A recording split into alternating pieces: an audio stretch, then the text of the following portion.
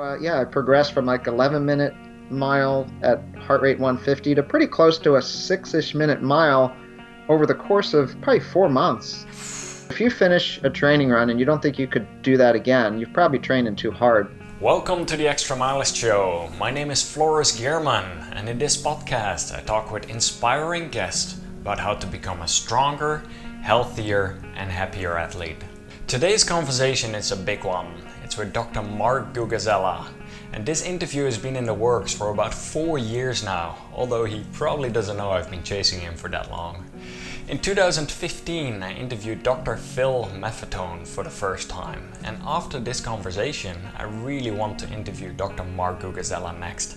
The only thing is, it's easier said than done. Dr. Mark is one of the most productive, yet one of the busiest guys that I know as well, with a very impressive background in a variety of different areas. He's a doctor and a professor of family medicine at the West Virginia University School of Medicine. He's been a competitive runner for 30 years with a personal best of 2:24 in the marathon.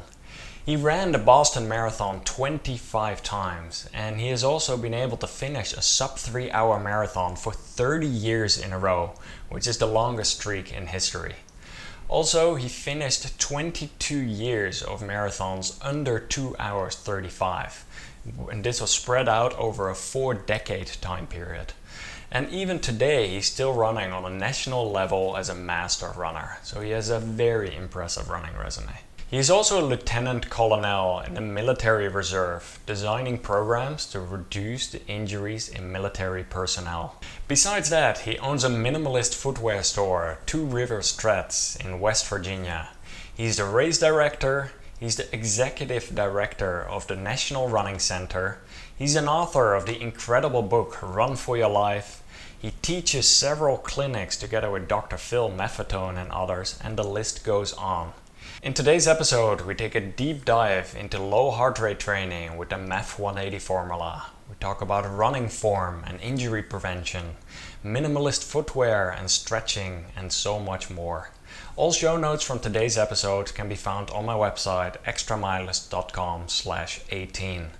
Because we're already on episode number 18 in the podcast. I hope you enjoyed today's episode with Dr. Mark Cucuzzella.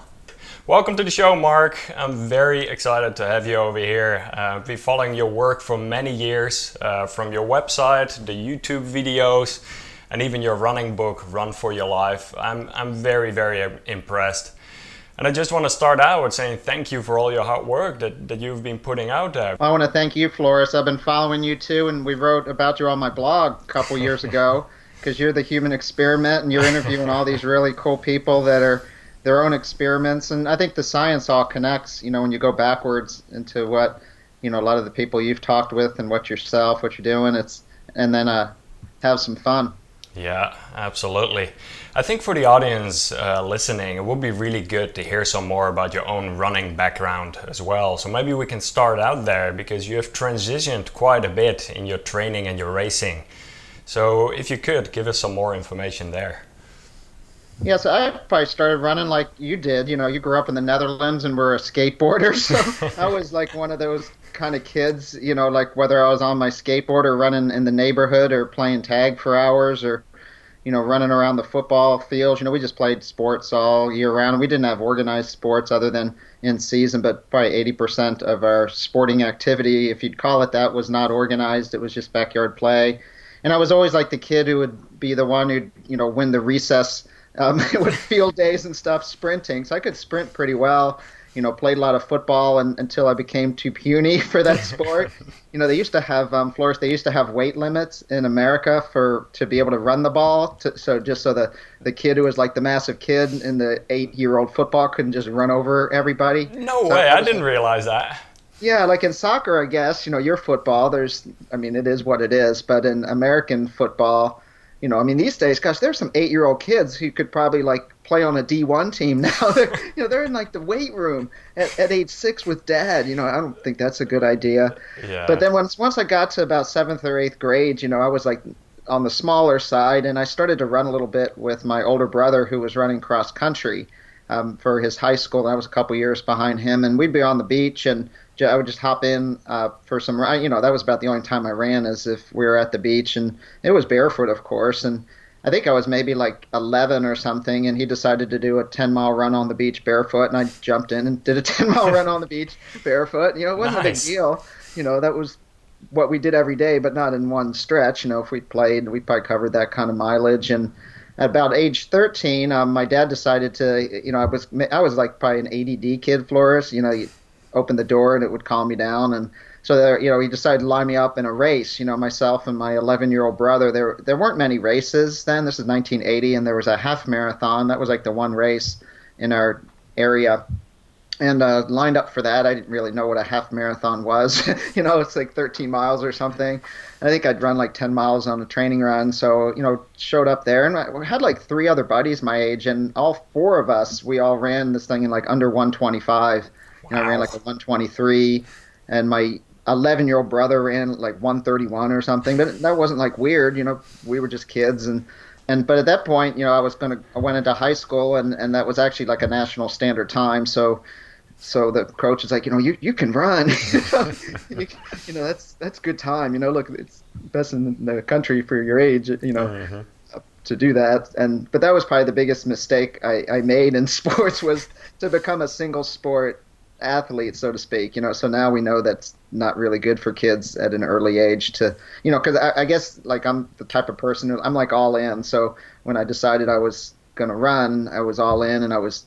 Then I decided to train like a runner, which was probably bad, because for a 13-year-old, when I didn't train as a runner, I ran pretty well, never got hurt. That's just sprinting around and, playing outside, running around a lot. But then when I started to, put miles in my legs, I'd start, and then you're growing at age 13. But the way we really trained to run then, and I had a really awesome coach, he had like every Runner's World magazine, and his name was Brother Cawthorn, and we still stay in touch. So we're trying to figure out training. So you'd pick up like a Runner's World, and Bill Rogers is running 10 miles twice a day. So we figured, well, maybe 10 miles once a day is cool. So that was the training plan. It's like 10 miles once a day.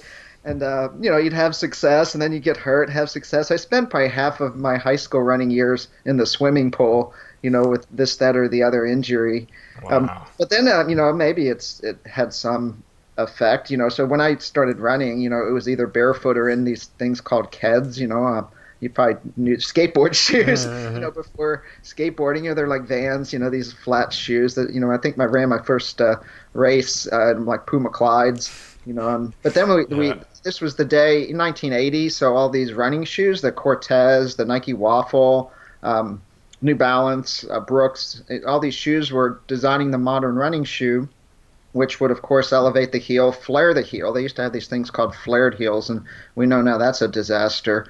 But so I started buying these running shoes, and I probably changed the way I ran without knowing it. You start putting a lot of miles in on these big, cushiony, elevated heel, stiff, heavy running shoes. But no one knew any of that stuff, and I had a whole closet of orthotics. I was hurt. My dad'd take me to the doc, and they'd make more orthotics, and all this, the usual Trail of Tears. Did well enough to go on and run in college. And again, like probably over half my team, was probably spent the majority of the time in the trainer's room hurt.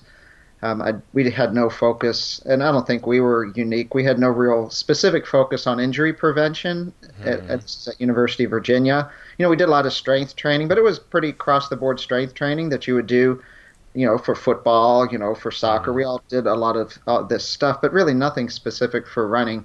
And we put in a lot of miles. But you were still able to run very fast marathon times at that point, right? Yeah. Well, I didn't run marathons till after college. Okay. But yeah, I was always, and once I got out of, I was hurt. I did okay in college, but it was probably never could string more than 6 months of training together. And then when I got out of college, kind of had the Gump moment, I'm done running. I was maybe guess what? Probably like 21 at the time, and I took the summer off completely. Went out to LA. Had to work. I was working out in LA, and it was probably good because it was at that time the smog was just horrible, Floris, and I was living in Glendora. I actually tried to jog one day, and my lungs hurt. It was just bad. I thought people were just making it up. Oh, they're just a bunch of wusses out there in LA. Oh, the air's bad. I get it. That was like 3 months, no running. I probably put on like 20 pounds just because Oh, I ate the runner's diet without running. Got back to med school and, I found that I needed to run then to be able to do my studying. So I just put my shoes on and started jogging again.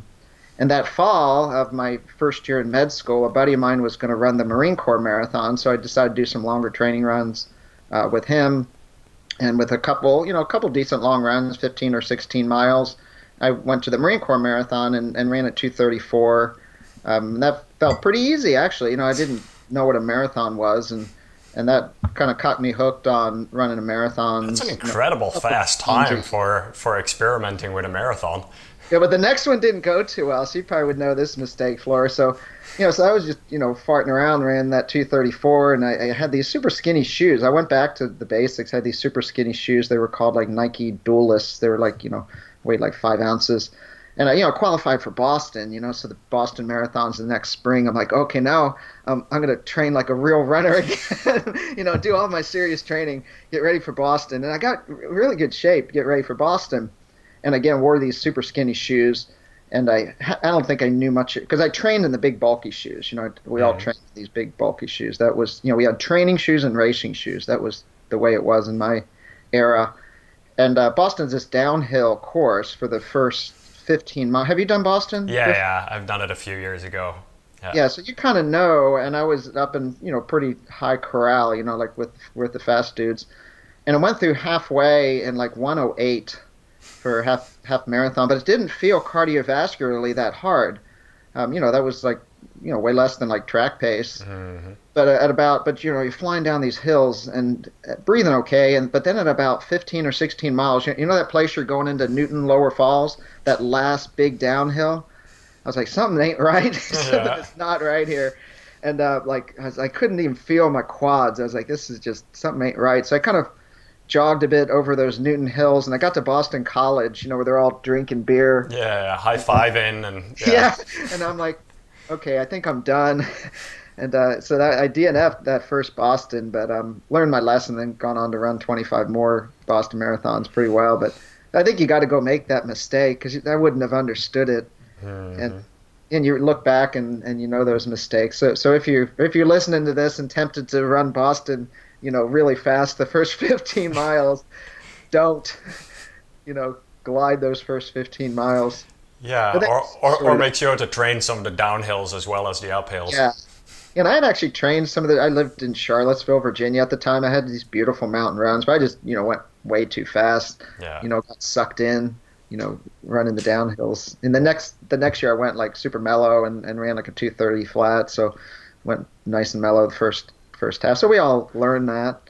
But yeah, then I, ran for marathons, all through med school, residency. It was kind of my mental therapy after residency. I was blessed to be part of the Air Force, and they had a travel team, and this was really cool. We got to go to all these international races, running cross country, marathons, track races, and it was fun. It was like being in school again, and you'd be hanging out with the Europeans over there. And like, we went to the Netherlands a couple times, and your host would always have the big banquet and all the local beer.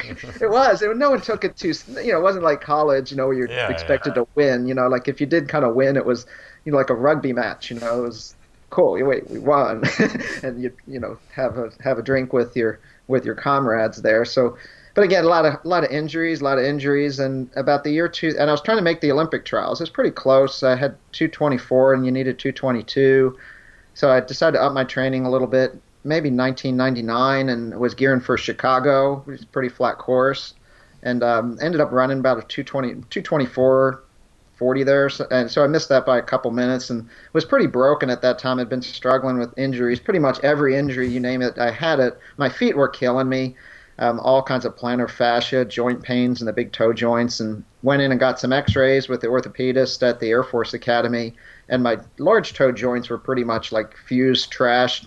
My foot looked like a track spike, big toe bent, looked like ballerina foot. I didn't understand that the big toe is actually important. We didn't learn that stuff in med school. Had an operation to kind of clean up the bone a little bit, straighten it out a little bit, and was kind of given the opinion, most medical opinion is when you got something broken and the running was contributing, don't run. And, kind kind of back to the Gump time. After a few months of that, I think my dog was more sad than I was because she was an off leasher in the trails in Colorado. So got back jogging, and actually this is when I came across the Maffetone stuff. I was sitting on an airplane and I pulled up. You've interviewed Mark Allen, and this United Airlines magazine I think changed my life. Because I picked, you're just flipping through it, 3 days in Portugal or something, and then, some wine review. And then there's this article, it was called Get Fast, Run Slow. And it was written by Mark Allen. I think that was the name of it. But it was about the Maffetone method. And it was Mark Allen. You could link to that show. It was his story about pretty much getting that Gump moment after he had lost 6 Ironmans to Dave Scott, and then he went out and found the shaman, Phil, and and I'm listening, and kind of going to Yoda, and he talked about his progression with the MAF heart rate, and I'd never, heard of a heart rate. I had heard of them, but I'd never used one, and they were pretty bulky at the time, and so I went and got one, and beep, beep, beep. That must have been such an eye-opening experience for you as well. Yeah, I started jogging again, because I pretty much ignored most doctors' advice through my life because I am a doctor and I realize most of our advice is wrong. So when the doctor said not to run, it's kind of almost like you assume that the opposite's true. No offense to doctors, but we learn the treatment paradigm. We never learn how to kind of cure the mechanics or the biology, and that's just the way it is. Yeah, so I slowed down and my progression was steady, so I think, and, to describe the Maffetone method is you take 180 minus your age. I was 30 at the time, so I set it at 150, and you start jogging, and as soon as it goes over 150, you slow down.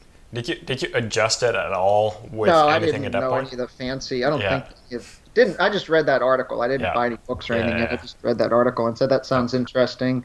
Bought some $50 heart rate monitor, chest strap, and went to my local park, and it was like, I don't know, 11-minute-ish mile, grandma running by me and it's beeping. Now I think, you interview people, Floris, that, were competitors and they have that kind of brain, so for people that are competitors, I probably am one, we're all type A, and that's because that's kind of why we ran, it's why we run in college and race, because we have that it's in our genes, right? We just want to go do that. So it's very difficult for people like that to slow down.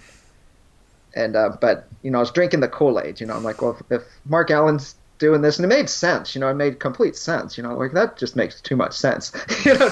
And it seemed like a good idea at the time just to slow me down. Because I'm recovering from surgery, and it's like, well, this is all good. And so I progressed from like 11-minute mile at heart rate 150 to pretty close to a 6-ish minute mile over the course of probably 4 months. And, just running around this little park in Denver. Didn't know anything about the shoes yet, but, then I lined up at the Marine Corps Marathon that fall, and for the Air Force. I had kind of waved it off, but there was an injury, and they called me up like a week before if I wanted to run, and I said, sure, but I haven't done any workouts, I don't know how I'm going to do, because I had no idea what I would do in like a race or anything. And it was just a weird experience, because I went out and, so at that time, I'm running like a 6-minute-ish mile at a heart rate of 150, jogging around this park in Denver. And I hit halfway in like 115 in that race, a big race, like 30,000 people. And it was weird. Like usually I used to run these marathons. Usually you're working a little bit halfway, and you're kind of hanging on, maybe by 16 or 18, if you're running it on sugar, you're kind of just hanging on for dear life. But I hadn't even felt like I started running yet. It was weird. And at around mile 15, I'm like, this just feels like super crazy. And I like picked it up and, ran the back half in like 112, 113 and finished in third place in like 228 something, 228.05. But what was crazy, Floris, was, you finish these things and you're like flat out most of the time. You're like, I'm done. And, I finished that and I felt like I could do it again. And I think that's really the message. So training, I think if you're someone listening and, training is like an adapt. So maybe race day, you wouldn't necessarily think you could do it again. But if you finish a training run and you don't think you could do that again, you've probably training too hard. So every day you come back from training, no kidding, if you had to. And I think, Eliud Kipchoge, who just ran 2:02 in London, it's like his 10th straight major win. I mean, that's crazy. So I was reading an article about him, Floris, week before, and he says he never runs more than 80% effort in training. Now, for you or me, that'd be a full sprint. But that kind of tells you he just understands that, you know, hard training, you know, beats the shit out of you, right? It's what it is. And, you know, if you want to keep doing this year after year after year because it's good for your brain, then you're either going to like listen to me now or hear me later, or hear me now or listen to me later. Because you see so many people just break if they pound themselves. And a lot of the cardiac stuff is very interesting too. You know, I know so many runners who are my age, you know, have atrial fibrillation, atrial flutter, you know, cardiac arrhythmias just from doing constant hammering, like year in, year out, like when they're in their 30s and their 40s and their 50s. And it's like, no, don't do that. Maybe when you're 20, you know, and you're on a college scholarship or something, you know, but because that's like, hey, you're going to get your tuition covered. But outside of that. Yeah, totally. It is so it is so recognizable what you just said, and I see it over and over again with people that at the beginning they have to slow down that time. And Mark Allen said it, you said it, I've personally experienced, and so many people around me too. You're almost skeptical if it's gonna work. You slow down your time and you feel like you have to leave your pride at the door because very much slower people than normal would just pass you left and right. Yeah. And you know that you can be faster. It's fine. And you just have to accept that is the case in training at the beginning. But over time and pretty quickly, if things line up, you start to speed up. And everything changes from there. So that's awesome to hear. Reading Mark Allen, so no kidding, you know, if Mark Allen says this is true and he won 6 straight Ironman, I think it's like if you're not listening to Mark Allen after that, you're like, you're a knucklehead. Yeah. I'm like, okay. You know, maybe some physiologist or doctor spells it out who doesn't run and they don't understand the thing, right? But okay, Mark Allen, he gets it. Absolutely. Absolutely. So if you don't trust him, don't listen to me. Listen to Mark Allen. You know, what I did, just minor leagues compared to Mark. I've gotten to speak alongside of him, and that's such a privilege when he shows those videos. You know, and Dave Scott keeps passing him, you know, and Mark's like defeated, and then the year where he sees the light, you know, and it's like mile 23, and he sees the shaman light, and it just he goes, and he wins by 50 seconds. It's incredible to watch. On Dave Scott's best day, right? That's what he said. He says it was they took 18 minutes off the Ironman record that year. I'll make sure to link to that video as well, because there's an amazing video of that. Just like, so epic. Yeah, so you have experienced personally a lot of running injuries, but you have seen it around you as well. You have a running footwear store in West Virginia, and this is all focused on minimal footwear. You see a lot of different athletes coming in there, and a lot of people have had injuries. So I'm very curious to hear from you. What are some of the most common running injuries that you see? What are some of the causes, and how can you prevent like the pain and the injury? Yeah, I think if you're going to really prevent it, it goes back to kids. Like you have a 2-year-old and a 6-year-old, Floris, is that right? Yes, correct. Do not put them in modern shoes, right?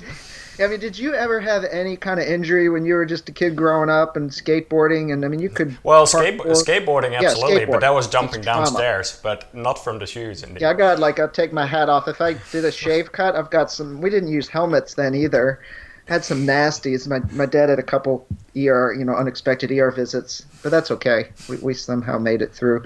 But yeah, so if you're a parent there and you have a child, you know, the foot has 26 bones, 33 joints, 100 muscle tendon insertions, and it's a neurologic organ basically. There's 200,000 nerve endings, you know, that send messages locally and centrally to control all your movement.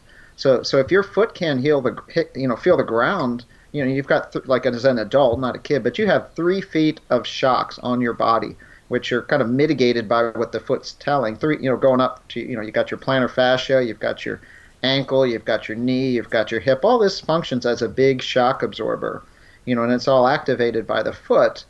And that works beautifully. You know, I just came back now. I went out for about an hour and 20-minute barefoot run on the roads and get my feet. It kind of went really slow because my feet they're kind of like tenderfoot because it's spring. You know, you're in shoes all winter because it's cold, right? And then but I love barefoot because you come back from a barefoot run and it's crazy. I've never not felt like $1,000,000. coming back from a barefoot run, because everything kind of resets itself, and your body will tell you how fast or slow you should go, because if something's uncomfortable, your body just adjusts and slows down.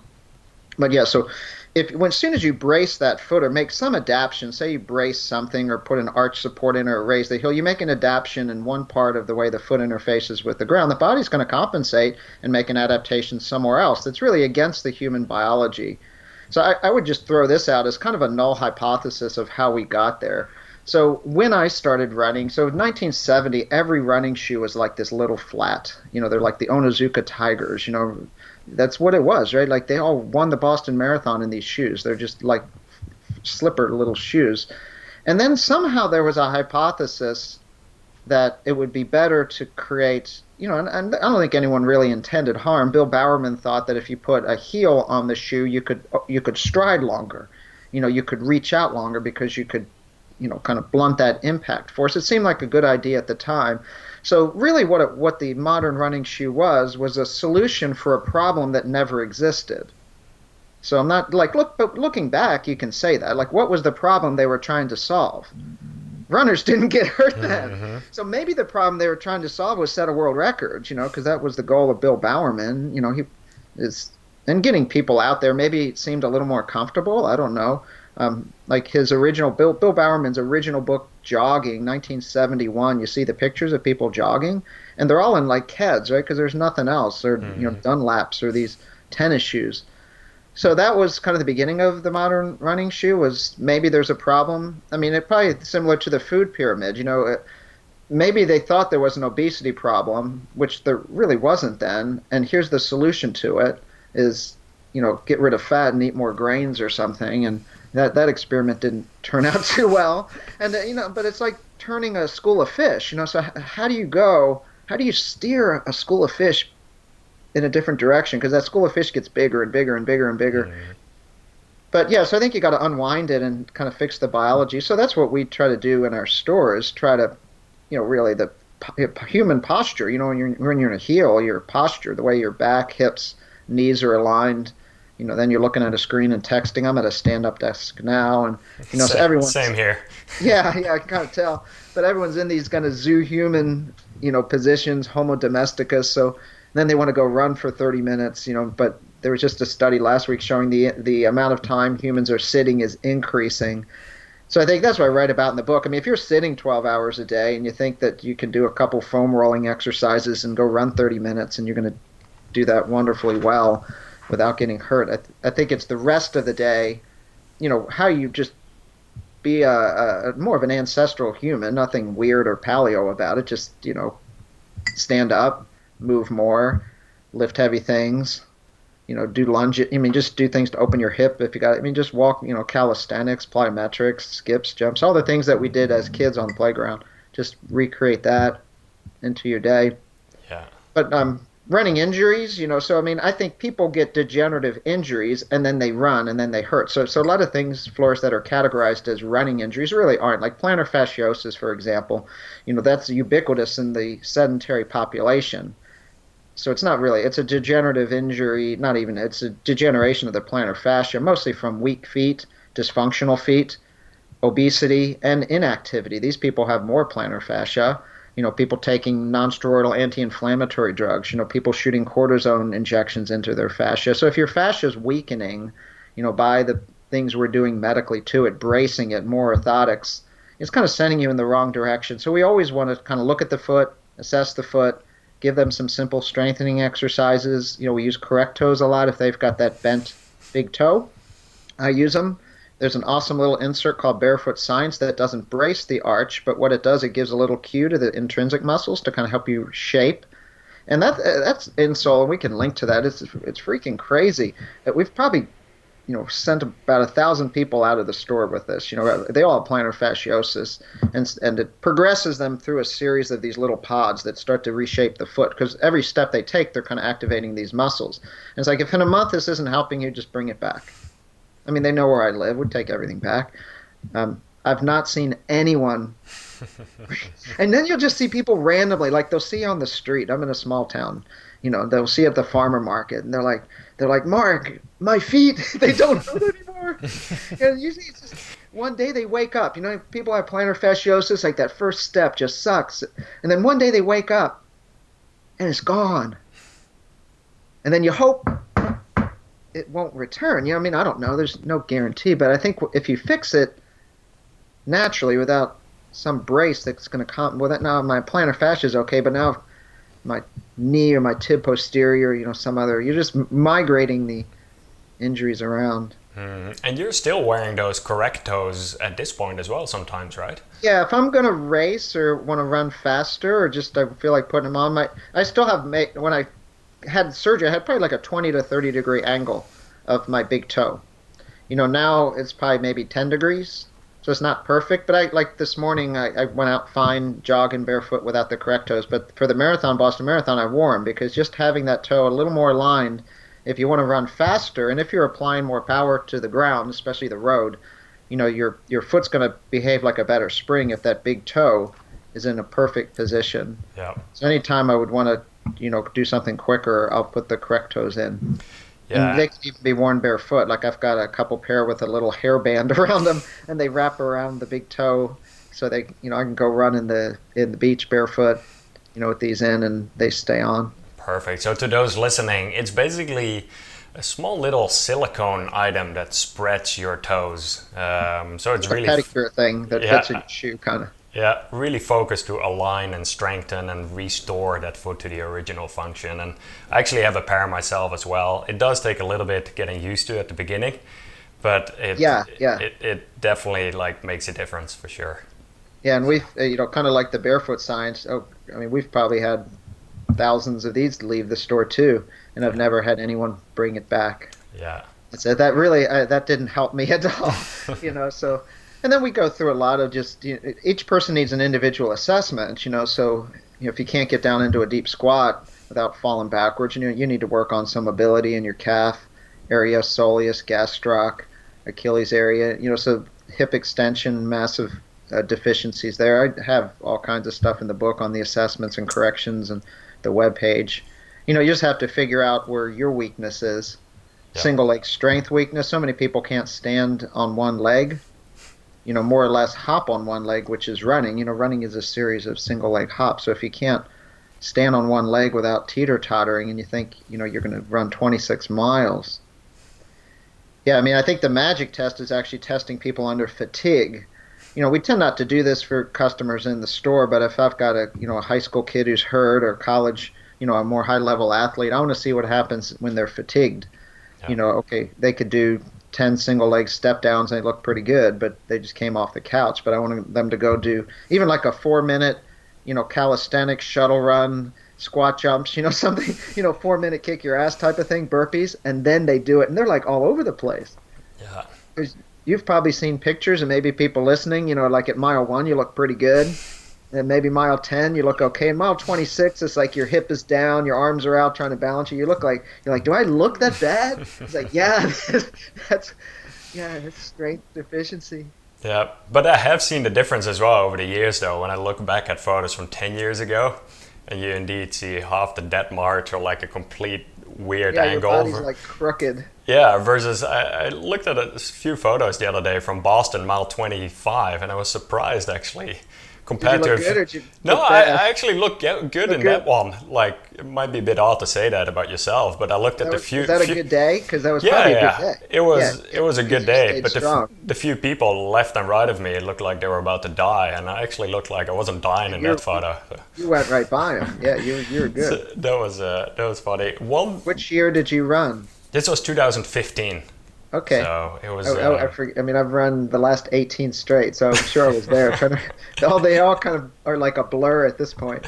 Oh yeah, you were probably well ahead of me on that one, because even now, and this is one thing I want to mention to those listening. Even now, you have continued your streak of sub 3 hours for 30 consecutive years, correct?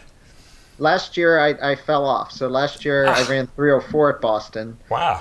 In the monsoon. Oh, but that doesn't count. I tried it again at Marine Corps, and I ran 3:02 at Marine Corps.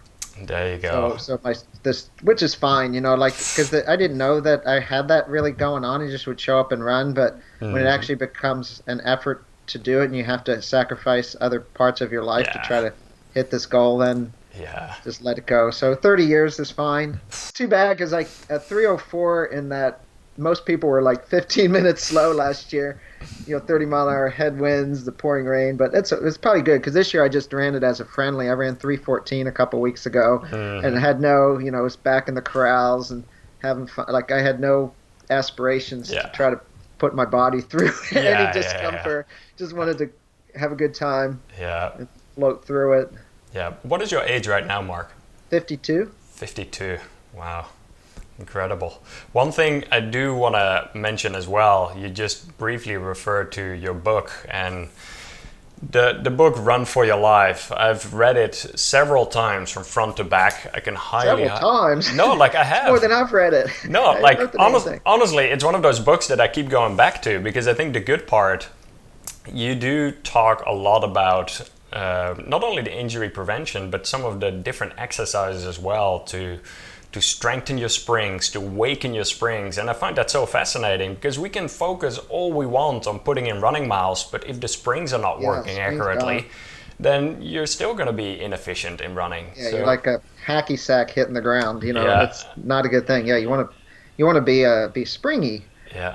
It's just the way it is. Yeah, and you have a lot of good videos on the actual website for this book as well that show good examples. But maybe you can talk briefly about a few of the different ways that people can wake up their springs and really Yeah, strengthen it. it's a great question. And again, everything is even in the old school. They used to call it plyometrics. So that was the Russian method of training. And it's a powerful method of training. But you can do light plyometrics. So I think the first thing you have to do is have healthy tissue. One of the focuses that I think we're starting to become more aware of is just the effect of nutrition and inflammation as an effect of bad nutrition has on our tissues, which is this fascia, which is this connective tissue. So think of it like your Achilles tendon, for example. Think of they're like little vermicelli noodles, and they're in coils, and then the coils are bundled in more coils and more coils, kind of like a big cable, but they all slide and glide nicely, like a beautiful bungee cord, but with thousands and thousands of little internal rubber bands that make up the big bungee cord. So if you have type 2 diabetes, for example, and we call it glycation, if your glucose levels are high, that's affecting every protein, every cell in your body. So they have this level of inflammation, this stickiness. So if that tissue is not healthy and you're trying to jump rope or do calisthenics or jumping jacks, it's like you're like a thud. So the fix that nutrition is super important. And then, and you need healthy fats. I mean, I think healthy fats are like motor oil, maybe not motor, but like lubricant, something WD-40 in that tissue. So you need those healthy fats, and they have omega-3s, and they're going to be the fats from good quality dairy, good quality animal products, good quality seafood, olive oil, any kind of fat that if you tasted it, ghee, if you taste the fat, coconut oil, if you taste it and it tastes good, it's a good fat. If you take, like, I don't think anyone listening would take like a teaspoon of safflower oil or corn oil or canola oil and drink it. You'd be like, that's horrible. That stuff's inflammatory. That's all the omega-6 heavy, highly refined, highly processed oils. So they trigger a process in the liver which causes oxidation. You hear of like LDL, but it's bad. So that's like fire. The good stuff tastes good. So upgrade your diet and your tissue. You wake up feeling better. So that's a key part. And then, the things that y'all did as kids are the things that help the springs, jumping jacks, plyometrics, any type of like burpees, anything that works. I do a lot of single leg running. Like at the end of almost every run, I'll, for a couple hundred meters, just one leg hop, hop, hop, other leg hop, hop, hop, hop, hop, hop. A lot of skips. They're on the website, the old track skips. So I still do all these track drills, A skips, B skips, D skips. Sprinting really helps your springs. Not sprinting till you feel like you want to like puke. It's like little 40 meters. I'll finish like this morning, on beautiful grass and my bare feet, did like 850 meters. And by like that eighth one, your strides like opened up, and that's like dynamic stretching. So that's like, hitting a lot of buttons, doing these short sprints, get your coordination, opens your hips, a little bit of strength training, works on your spring. We've got some videos in there called the Wake Up Your Springs, lunge matrices, things like that. But if your foot has to be in a good position, so if your big toe is bent in and your foot's not functioning like a spring because it's all messed up. So you got to look at the foot too. So we'll always assess people's feet. If their feet are good, get their feet in a good position, then progressively, stair hops. There's all kinds of, little you could make on your kitchen floor. You could make a little square, and just kind of hop, from like you got four little boxes there, almost like hopscotch. You would just Hmm. try it. It's really hard, and I'm not talking about, land stick, pop, pop, pop, pop, pop, like really quick, things like that. And, Good. start with two legs and then move to one leg because running is a series of single leg hops. And Yeah. it's actually one of the assessments we use now. We're doing some stuff with the Air Force basic training, trying to prevent the injuries because in Air Force basic training, 40% of the ladies and 25% of the males will have a musculoskeletal injury, which removes them from their training. And you're like, wow, that's crazy. It's self-inflicted. I mean, they're getting injured on supervised duty time. So Hmm. we have a little five-step assessment on, you know, here's we can identify some easy deficits, and one of those drills is a single leg run, and you want to see how they can get off the ground. So if they kind of hit the ground and stick, like they can't do hop, hop, hop, hop, hop on one leg, then we got to go sort out why that is. Is their foot screwed up? Is it just they were weak? And then get them to do that. But make sure there's not like a hardware issue. Yeah. Yeah, we've been jump roping quite a bit with my Jump kids rope, yeah. outside, and just hearing you say it as well in the book, I was like just continuing that as well. And If you're in a hotel, I mean, none of this stuff takes a gym, which is beautiful. yeah. I travel with a jump rope, throw it in my bag, and you never know what, little resistance band. Just bring these things with you. Hmm. Yeah. What are some common mistakes that you see in running form with people? Because I think that's another very important one. Yeah, I mean, the most common ones people overstride. They got a big heel on and they throw their leg out and they hit the ground with this big impact force. So they're not using their 3 feet of shocks, they're using 1 inch of cushion. So you have a choice. You put this big cushion on and you land with an outstretched leg with your foot kind of in check mark position. Your knee and your hip have to take that impact. And you might get away with that for a while, but then we're seeing these degenerative injuries. We're seeing knee arthritis, hip arthritis. These are the bad ones because those are ones that might not just go away. And so we know that if you're in an elevated heel with this form, the forces going through your knee, across your knee and your hip, are higher than if you're landing in a more natural fashion. It doesn't need to be forefoot, but you're landing more with your foot under you, with your shin vertical. You're landing soft. So I think just Irene Davis kind of has this statement, which I think makes sense. Your goal is to land soft and land stable. Land soft and land stable. Now that could be a little forefoot, could be a little midfoot. You might touch and roll off the heel, but you're landing soft and you're landing stable. And we have an awesome tool. It's called a True Form Runner. Got 3 of them in my store right now. It's got a little bit of a curve. I don't know if you've seen that, Floris. Yeah, Have you yeah, seen I've seen it on like kind of a got treadmill looking, videos on right? that? Yeah, Yeah. it's on the page. Yeah, so it's not an aggressive curve because that just makes you kind of run like Fred Flintstone, kind of trying to chase this curve down. But it's got a little bit of a curve and no motor. Hmm. So if you overstride on this thing, it just stops. Or if your posture's bad, it just stops. So you got to learn to run over the ground, not into the ground. So Yeah. arm position is really key. So we use this little 99-cent kind of 36-inch rubber band. So if you watch like Elliot Kipchoge run, and whether he's running like 420 pace or 10-minute pace jogging, his knuckles are like right at his nipples, like at his chest. He's kind of right there, and that puts his body in the right position. And most people, like if your arm is swinging way out in front of you, your foot's going to swing way out in front of you. So a lot of people have a difficult time just neurologically thinking about their foot, but maybe the hand's closer. So we just put these little rubber bands on them and then they go run. And you'll see people take like, say they're just running around the block, they'll take like a minute off of their time just by fixing their arms. They're like, oh my God, that makes so much sense. Another thing you could do, you get like a little, just like a little garden stake, just a little flimsy thing, and your arms are in kind of that position, knuckles to your sternum, and that little triangle, where your elbows are behind your back. Stick that little rod, lock your elbows there. It'll keep you from throwing your arms forward. But those are just a couple little things you could do. Because you could kind of tell someone don't do this or don't do that, but unless they have a cue, it's really hard. It'd be like Floris if you're at the driving range, and if I just said, "Well, don't slice the ball," and you're like, "Well, just how do I do that?" Well, just move your hips a little. It's very hard, You got to have some cue, and then you have to start slow, right? You got to like be willing to Yeah. slow way down. Yeah. Master the art of running ridiculously slow well before running fast. Yeah. That's the But basics of it, I think, is take your shoes off and run barefoot. You don't need to do a lot, but it's very difficult to run bad barefoot because it really hurts. yeah. Well, and you automatically, like I do it sometimes. Take off the shoes and I go for a 1 or 2 mile run. Just very, very short, but just over here outside. Because honestly, I have to still transition into it as well. It's not one thing you can just go out and go run for an hour. You do have to some extent, or at least I personally had to get used to it a bit.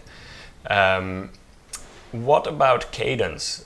I get quite a few questions asking people like, what cadence should I be running at? And especially when I run at lower heart rate, it's very hard for me to get a cadence of, let's say, 180. Yeah, Does it that? probably is. That might be a little too quick. So the cadence that someone's going to pick is the cadence that they're springy. And if they've been running at like a 150 plodding cadence, they got to train up their spring. So it's going to take them a while before their cadence gets in that 170 range. But reducing the shoe really helps. Getting them in a thinner shoe environment, then they can't really overstride and stick on the ground. They've got to shorten their stride.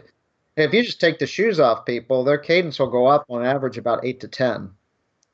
Not that they're going to do all their running barefoot, but just that because it just shortens their stride up a bit. So you could do a little bit of a shoe experiment. Little metronomes, the phone have apps like Metro Timer. There's a couple other. You could Metro Timer's one, and you just like if you're running now and your cadence is 155, maybe just dial it to 160 for a week. See how that is? Okay, that's cool. 165 the next week. Gradually ramp it up while you're doing things like jump rope, jumping jacks, skips, little sprints, working on that spring, reducing the shoe. It's a good opportunity to work on your mechanics. Off season is great. Like off season, you should just be working on the skill. Work on your form. Work on your weaknesses. Build your aerobic capacity again. Get off the sugar, and then when it comes time to if you have some events that you're trying to peak for, your body is like healthy and well, and then you're good to go. If you're not healthy, it's all going to fall apart. Yeah. Yeah. Can you talk a bit more about the transition into more minimal shoe? Because like quite a few people at this point, they have their toes jammed into their current shoe. Yeah. You've experienced this yourself, and you've seen it every day in your running store. Store. Mm-hmm. And I read like about 80 or 85% of your power comes from that big toe, and when you restrict that, so if people wanna transition into a different kind of footwear, like how would they go about that? Yeah, I think Floris, the most important shoe is not your running shoe; it's just your day shoe. Unless you run all day. But I think most of the people watching your show, listening to your show, or have a job and have a life and they run for their recreation, but they're on their feet at work. So you need to get a nice, wide, flat, pretty thin shoe at work, and then you're really like training your foot all day. And there's all kinds of shoes that you can wear that look kind of semi-corporate now. Lems have shoes, Viva Barefoot, that you can wear with a suit. You could even wear like total business corporate. Military, I helped with a boot called the Mini Mill, so you could wear a nice wide flat boot, for duty. And that a lot of cops, law enforcement guys will buy that shoe because it's a black. They wear the black one. So train your foot all day, and a good test you could do. So if you take the insole out of the shoe you have right now, and if you're listening, go ahead, take the insole out. Maybe hit pause. Take the insole out of your shoe and put your foot on that insole and spread your toes out really wide. And if any part of those toes are spilling over that insole, you can call my store and we'll get you the new shoe. Right? No, but that shoe is too small, right? You're just cramming your feet into that shoe. So you got to get that nice day. And that's what's kind of epiphanal for people when they get that wide daily use shoe. They're like, oh my God, I'm not tired at the end of the day. They've been wearing like they're in the hospital and someone told them to wear like these big stiff Danskos or something which don't bend, which are really designed if you're going to stand at an OR table for 8 hours. that might be a good shoe because you're just standing on a platform. But if you've got to walk 20,000 steps in a ward, it's horrible that people just think that's a hospital shoe. But no one's ever told them. You know, Crocs were like massively popular because people's feet felt really good. They were all over the hospital culture. They've kind of fallen out of vogue. But it wasn't because they looked good. Like, why did every kid love them? And they actually would wear the Crocs. Like every other shoe they throw away. I mean, they were kind of squishy, but they were super wide. You know, and they allowed the feet. So that's, now if you've, I think this is why, like what you're doing with your own kids is important. If they never transition out of a barefoot environment, there's no, you really need to transition into a modern running shoe. People don't talk about that. Like if you're, like say your kids at age 13 decided to run cross country and their coach believed, well, they need a running shoe, a proper modern running shoe. They would need to transition their body into a modern running shoe because they're perfect now, and now you got to F them up. So if you don't, like, we have this huge emphasis to not mess up the kids. I mean, my kids are just normal school kids, but my daughter, she runs track, and she can't wear anything other than the Merrell Vapor Glove. Yeah, her body will reject it. She's been through like 8 pairs of these Vapor Gloves, and she will wear them till they're going to fall off her feet. And that's the only shoe she will ever wear. She doesn't like the look of the 5 fingers. She thinks it looks creepy. They do look kind of funny. Yeah. You know, she's a 14-year-old girl, so she's cool with Vapor Gloves. They got really nice colors. But yeah, Vapor Glove, for those listening, it's there's no midsole. It's a piece of rubber. It weighs 4 ounces that you could roll up and put in your pocket. My son he started to get into the New Balance Minimus. You know, the old first one, that Minimus Trail. You know, it looks kind of looks good. You can do soccer, do everything. So he's probably gone through about 6 pair of New Balance. The original old school New Balance Minimus Trail, the MT10. It's got this little bit of cushion, but you know, after like a month, you've beaten that down like a tire tread. And he'll wear those so that they don't like. It's easy buying shoes for my kids. They just kind of upsize, you know, if they need it. Same, but they cannot wear, like, their bodies will reject other shoes. That's interesting. Without like brainwashing, that's the way they are. And that's like a lot of these other kids. You go to, it's really fun. You know, I'll be going out Friday to track meet, and my daughter's school, it's like all the distance runners are in. They're either in like a Topo ST2, you know, they're in the Vapor Glove, you know, they're all in some super minimal, and that's what they train in. It's not like they're training and racing and different things. They're all running in these, you know, what I call just normal running shoes. Yeah.